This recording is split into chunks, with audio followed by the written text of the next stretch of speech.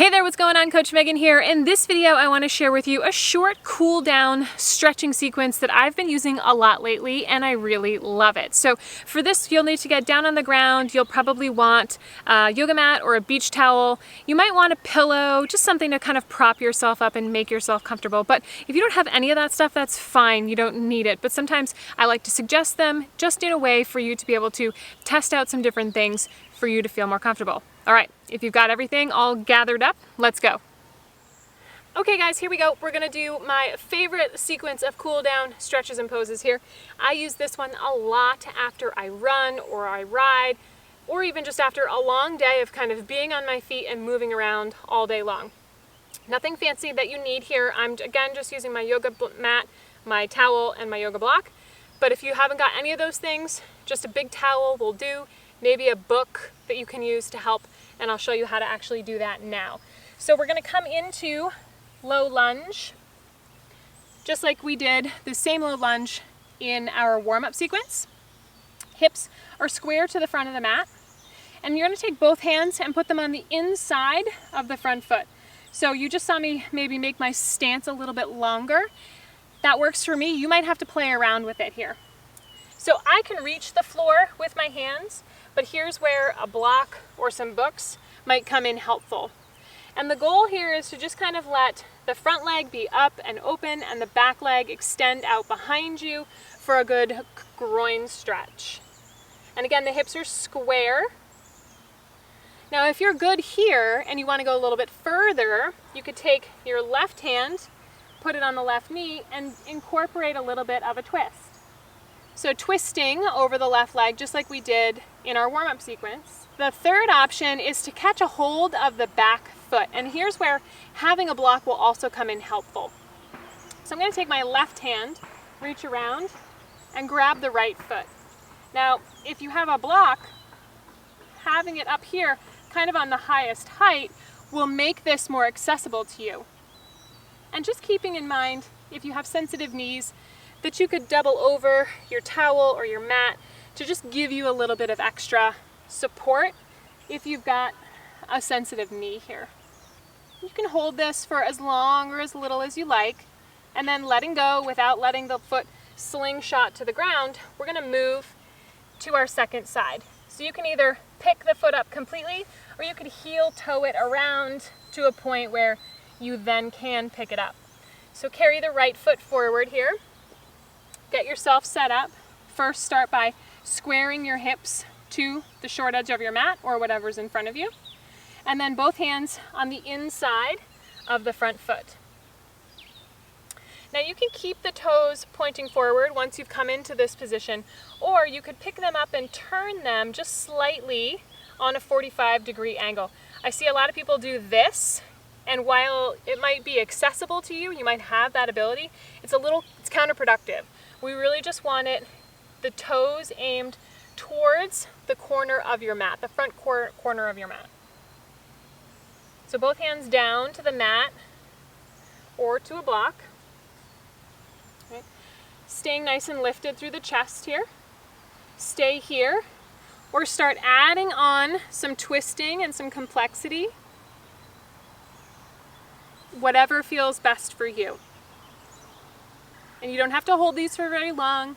You could just get into the shape or the pose, try it out, come back into it. Just get a sense for what you're capable of right now. Okay, letting that leg go. Coming back through center. You're gonna sit cross-legged. And we will end up switching the cross of our legs, so it doesn't much matter which one you choose to have in front right now. But you're gonna lift your arms up, take a nice big overhead stretch, and then I'm gonna twist to the right.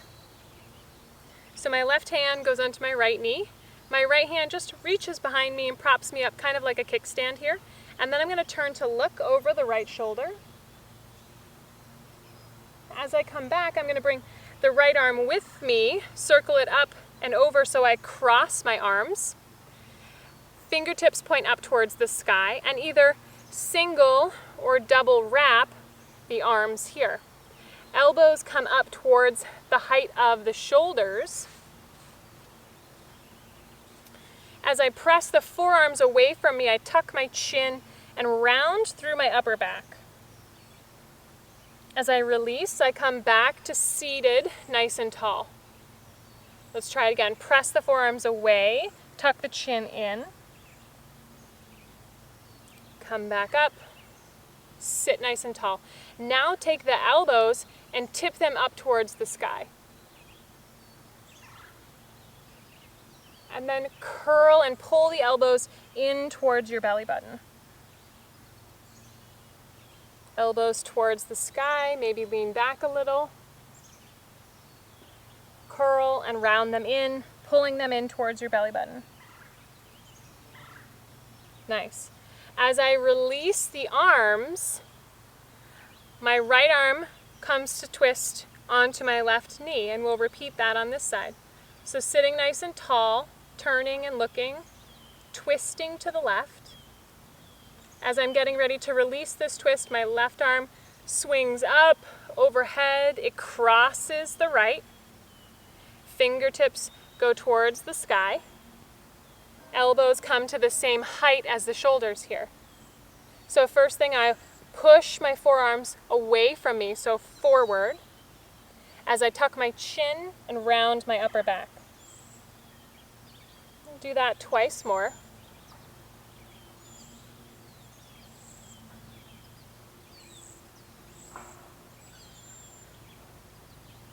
Now I'm going to tip my elbows up towards the sky and then pull them into my navel, my belly button. I'll do that twice more. And as you're doing this, you're really feeling the arms pressing in and against one another. So this is a very active pose. The arms just aren't like kind of spaghetti arms, loosey-goosey. They're actively pressing and resisting against one another.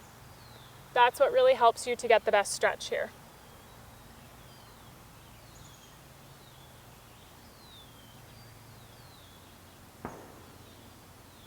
Good. Big reach. Now if you'd like to do that again, you can switch the cross of your legs and repeat that whole sequence again. That's just an option for you. We're going to move on.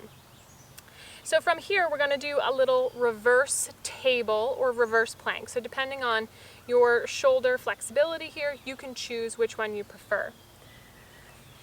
So I'm going to extend my legs out in front of me, and we'll do reverse table first. So hands will go behind me. Ideally, fingertips are pointing towards your seat, but if you're more comfortable with fingertips pointing away, you can do that too. I'm going to do fingers in.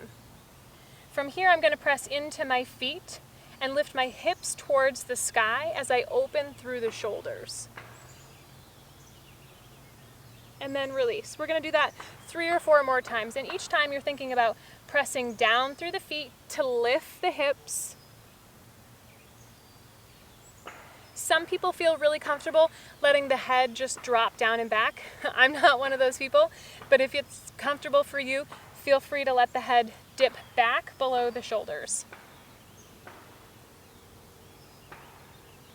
Last one. Press down, lift up, open, and release. Now to do reverse plank, you would simply just extend the legs long, heels down, press into the heels to lift up and open. So that's an option for you too. From here, let's just sit forward a little, making sure that you're right up on your sit bones. Soft bend in the knees, heels are actively pressing down into the mat. So we're going to do a seated forward fold. Arms come up, nice big reach, hinging from the hips. You'll reach forward, and whenever you feel the best stretch on the back of your legs, that's when the hands go to the floor to support you, okay? The goal is not to see how far forward you can round and like pull yourself to your feet. The goal is rather to find a stretch that works for you and then progressively move forward. So you can stay here 60, 90 seconds. We won't stay quite as long, but we'll do it for a few seconds more here, just so that you get the hang of it. If you can, loop your peace fingers to your toes. You can do that, but don't crank yourself down.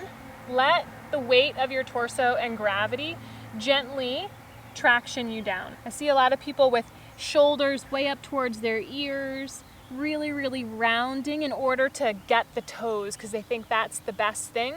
I'd rather have you be nice and upright, hinging at the hips like someone was turning a dial and you were leaning forward, and have you here building a good foundation before you start really molding into another kind of a shape. From here, we'll come back up to seated. We'll put the right arm out to the right, left arm reaches up and over, and we'll lean. Now the key for this stretch is you want to keep the left sitting bone firmly into the floor. So you're really trying to create some space between your left hip and your lowest left ribs. Coming back through center, we'll do that same thing on the left, creating space on the right. So the right sit bone, think about pushing that right butt cheek down into the floor as you reach up and overhead, creating some space here between the hip and the lowest rib, using the left hand to support you as you lean to the left. Good. Come back through center. I'm going to take the right leg, and if you think about, coming right from your hip and your leg here, this being a 90-degree angle, take this right leg on the 45. Now pull the left heel into that inner thigh. And let's stretch a little bit of our QL, our quadratus lumborum. So the low back muscles here that always, for me, get super tight when I ride or run. So I'm going to reach down my right leg, and the left arm comes up and over. And just like we did with that seated lateral stretch, the left sitting bone is going to stay nice and heavy. So think about pressing the left sitting bone down into the floor as you reach up and over to the right. Good, coming back up through center. Changing sides. So if you need to get yourself set up again, you just take the left leg out on the 45, pull the right heel in, sole of the foot to the inner thigh, reach down that left leg, reach up and over.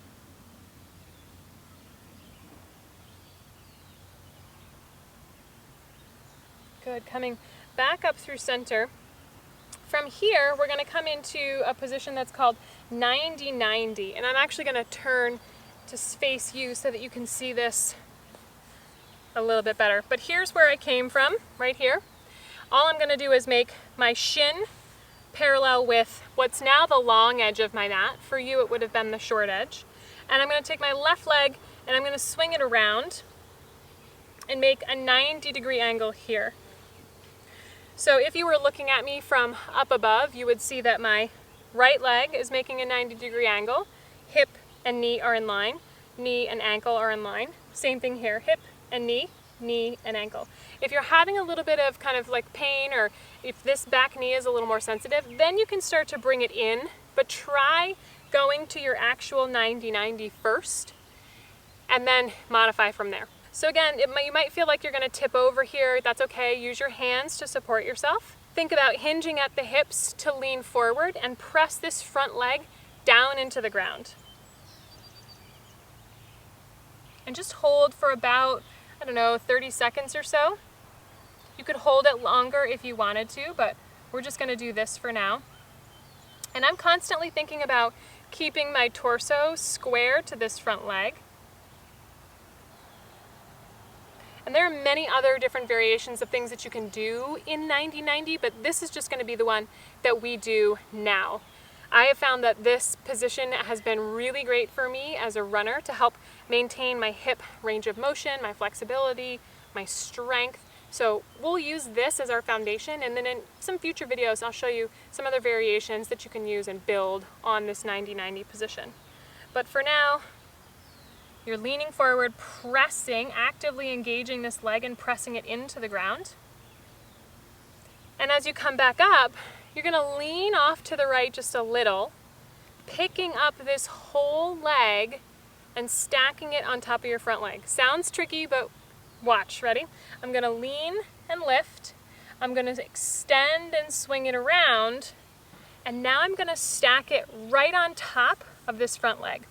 So this is called double pigeon. Can be tough, right? Some people get into this position and this top knee is way up here. I'm a little out of practice, I will wholeheartedly admit, and my top knee used to be able to touch my bottom ankle, which is great, not the ultimate goal, but the ultimate goal is to be able to come into this position and be here relatively comfortably.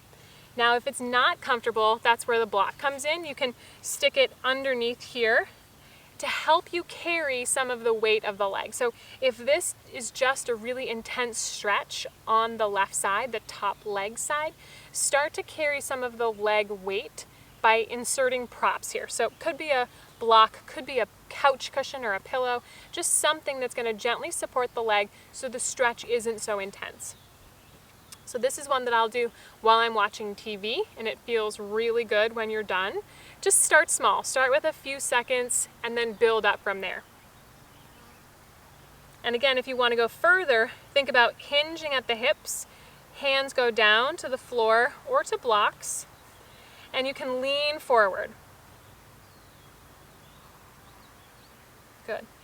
Now let's pick up this top leg. It's going to stay down on the ground. The bottom leg, the right leg, is going to swing around so that we can come into 90-90 on the second side. So getting yourself set up here, front shin parallel with the long or the short edge of your mat, depending on how you're set up, and the back leg 90 degrees, knee coming right from the hip, ankle right under that knee, so on and so forth. Same thing here, sitting up nice and tall, hinging at the hip, lean forward. Think about really pressing this front leg down into the ground. So you'll feel a lot of activation along the back side of the front leg. And you can stay here 30 seconds or more. Constantly thinking about, as you're getting more tired or as you hold the stretch longer, are you unsquaring yourself? Are you falling out of the pose here? Can you come back to square and re-engage with that front leg and lean forward? Good, another 2 breaths here. And then we're going to move on to do double pigeon on the second side. So pressing yourself back up to seated, putting the left hand down, leaning just slightly here, picking up the whole leg off the floor, extending it, swinging it around, and stacking it on top of this leg. So now we've just done both sides, both variations. Now you can see this leg is a little bit better, I guess. I'm a little out of practice with this one, but you just want to get yourself set up here and you want your joints to be stacked. So I'll often see people kind of doing like this variation, or they'll be somewhat in between lotus, which I can't do currently, which means that your one foot will be way up tucked into this hip crease, the other foot would be tucked up into the other hip crease. We really want to stack joints on joints here. So this top ankle wants to rest right on top of the right knee, the bottom knee, excuse me. The top knee wants to hover over the bottom ankle. So just think about looking from a top-down view. And again, if you need to make up the distance or to support the top leg, insert some props here. And again, this is a position that you can sit in. You know, I especially encourage people to do this while they're watching TV because it distracts your mind away from the position that you're in, okay? If you're really in pain, this isn't the pose for you. Or you can try a modification, and that would be to take the top leg and put it in front of the bottom leg. So it's not crisscross, we're simply stacking it in front, and then you'll have more ability perhaps to lean forward. So you'll then take your hands to the floor or a block or 2 blocks and lean forward. And you'll still feel a really good stretch here. So if you're not quite at the stage of being able to stack shin on top of shin, set the top leg in front, Get grounded through both sitting bones. Hinge at the hips and lean forward. Hold for as long or as little as you need. Come back up to center. And then we're going to transition down onto our backs. So just gently maybe hugging the knees into your chest. Swing yourself around and come to lay on your back. And starting here with the legs bent, you'll press into your feet and just shift your hips over to the right, just a little inch or two, so that you can drop your knees to the left and still have your spine in alignment here. So if I hadn't done that, my hips would be over here and I'd be all kind of out of whack between my shoulders and my hips. So when you look at me from the top down, my hips and my shoulders are in the same line here. So now I'm going to think about my arms like the covers of a book, and I'm just going to swing the top arm over and open until I get into a really nice twist here. And you can stay looking straight up or to the same side hand, or you could deepen the twist by looking away from your knees to the opposite hand.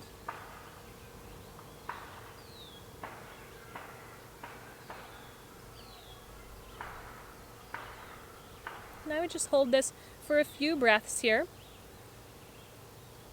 And then bending the right elbow, bringing it back up and in towards your chest, slide the hand across to meet the other arm, and then see if you can reach beyond the down hand, the left hand, and make that big arc again.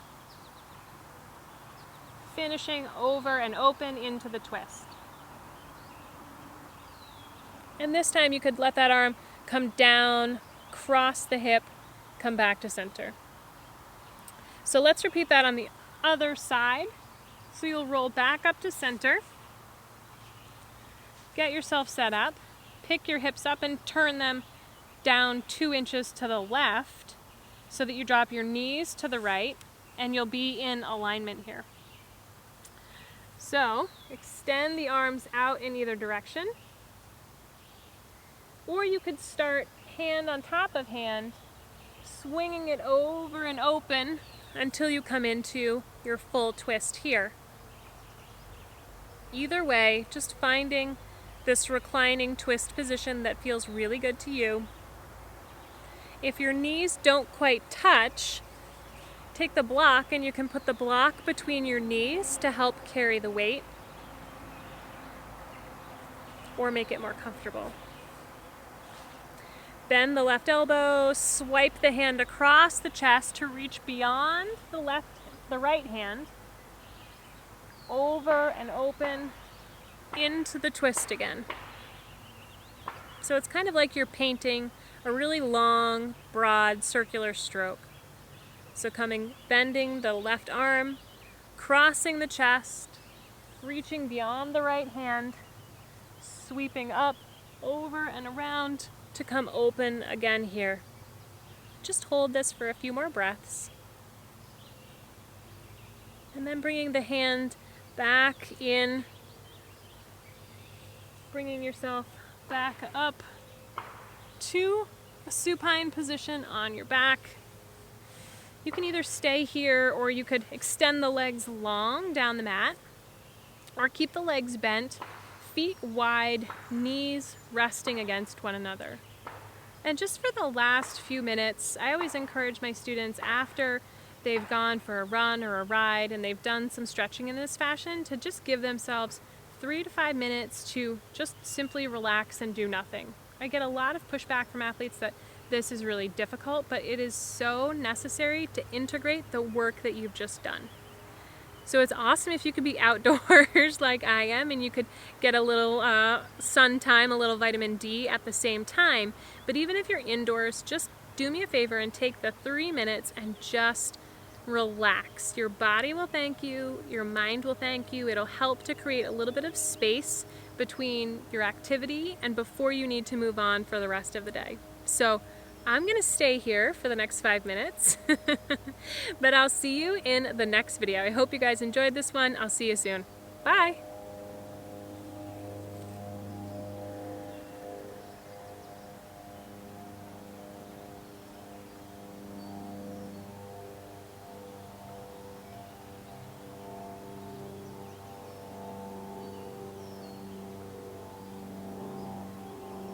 Okay guys, that's it for my cool down sequence. I hope you really enjoyed it. It happens to be a group of poses and stretches that I personally love. If you have comments or questions, please don't hesitate to let me know. You can drop me a comment down below this video, or you can send me an email at Megan with an H at fueledbyignite.com. Okay guys, I'll see you soon. Bye.